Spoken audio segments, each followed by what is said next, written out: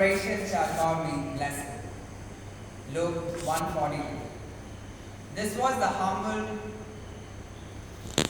this was the humble promise of the Blessed Virgin Mary, and how gloriously it has been fulfilled. Every day, from one end of the earth to the other.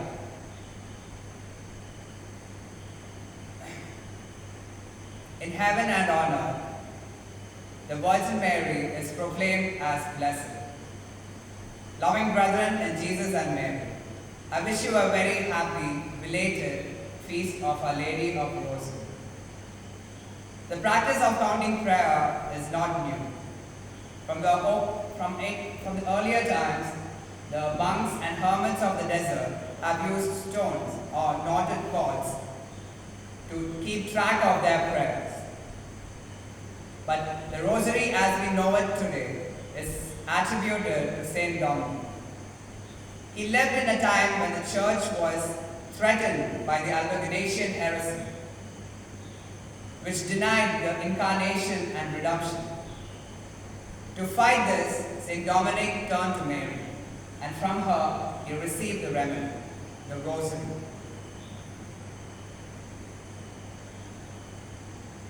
Historians tell us that more than 100,000 heretics were won back to faith.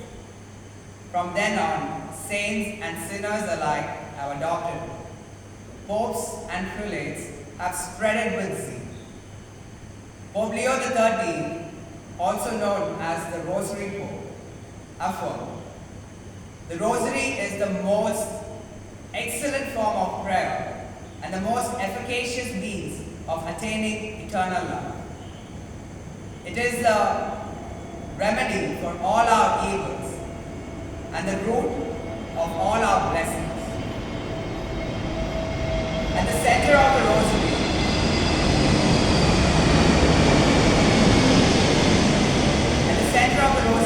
are the mysteries of the life of Jesus and Mary.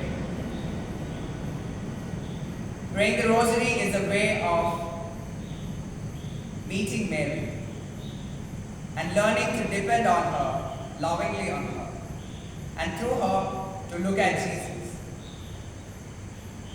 Rosary is a complete form of prayer. It includes the three forms of prayer: vocal, meditation, and even contemplation. Pope St. Paul VI said, "The Rosary is a gospel prayer." It draws from the gospel the presentations of the mysteries and the main formulas. The rhythm of the Hail Marys acts as a gentle background melody which helps us enter into deeper contemplation. It is like the tender hand of a mother on our shoulders, guiding us to look at Jesus and to love Him through her eyes, her heart, and her faith. Why are the mysteries of Christ so important? The Catechism of the Catholic Church explains that the Paschal mystery is unique. Unlike all the historical events that pass away, the life, death, and resurrection of Christ remains ever present, and it draws all of history towards life and salvation. St. John Paul II said in Rosarium Virginis Mariae, "The Rosary mystically transports us to the side of Mary, as she is watching over the growth of the human Christ. She trains us and molds us with the same care."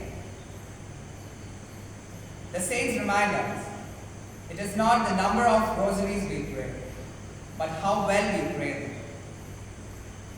St. Benedict said, "A prayer must be mens concordat voce," our minds in harmony with our voice.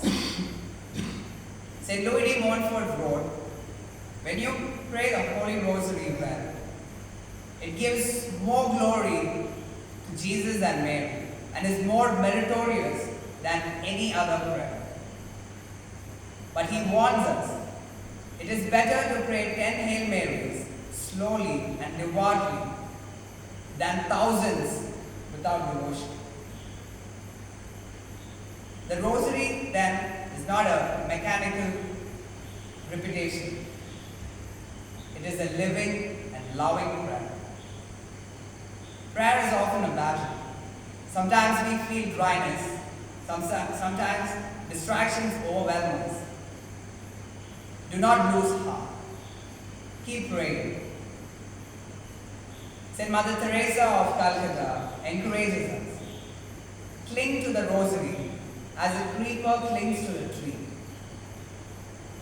For without Mary, we cannot stand.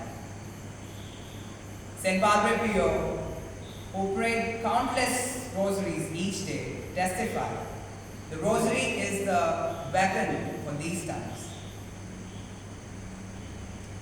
Our Lady revealed to Blessed Alain de la Roche, when you say your rosary, the angels rejoice. The Blessed Trinity takes delight in it, and my son finds joy in it. And I myself am happier than you can possibly imagine.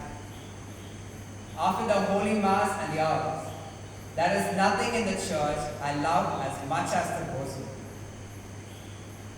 To Saint Gertrude, Our Lady said, never has man composed anything more beautiful than the Hail Mary. No salutation could be dearer to my heart than those words addressed to me by God the Father himself. The saints grew in holiness by contemplating Christ's sufferings and virtues with Mary. Holiness is not measured on how many rosaries we say, but how deeply we meditate on them and live by them out of love of God and neighbor. St. John Bosco once said, give me an army saying the rosary, and I will conquer the whole world. So let us pray the rosary not just as a devotion, but as our daily weapon, our source of peace, and our school of holiness. With St. Padre Pio, let us cry out, the rosary is my greatest weapon. Dear brethren, let us fight the good fight of faith with our Queen and Mother. Let us love, live, and pray the rosary well, so that in the school of Mary, we may learn the very heart of Jesus. Our Lady of the Rosary, pray for us.